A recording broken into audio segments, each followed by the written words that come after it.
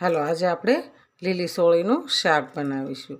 તો આપણે લીલી સોળીનું શાક આપણે સરસ બનાવવાનું છે અને શિયાળાની સિઝન છે. લીલી સોળી આપણે અહીંયા માર્કેટમાં સરસ આવે છે. તો આપણે શાક બનાવીશું. બહુ મજા આવે ખાવાની અને સરસ બને છે શાક. આપણે હવે શાક બનાવીશું. આપણે પહેલાં તો તેલ નાખીશું. 2 પાવડા જેટલું આપણે તેલ એડ કરવાનું છે. આપણે ગેસને ચાલુ કરી દઈશું. આપણે એમાં જીરાનો વઘાર કરીશું. આપણે એમાં લસણની પેસ્ટ નાખીશું. એમાં આપણે ભૂકો મરચું નાખીશું. આપણે એમાં સોળી એડ કરી દઈશું. આપણે સરસ હલાવી લઈશું.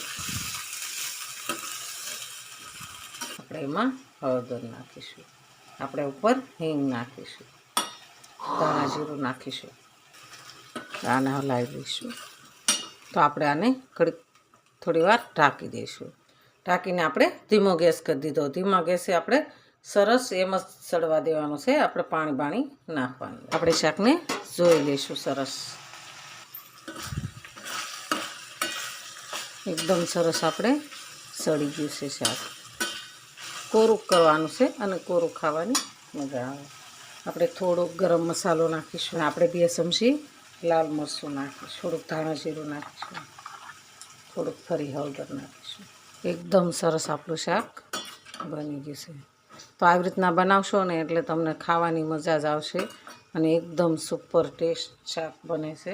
આ ઉપર આપણે ધાણા નાખીશું લીલા. તો અમારો વિડીયો ગમે તો લાઈક શેર અને સબસ્ક્રાઈબ કરી દેજો. રાધે રાધે.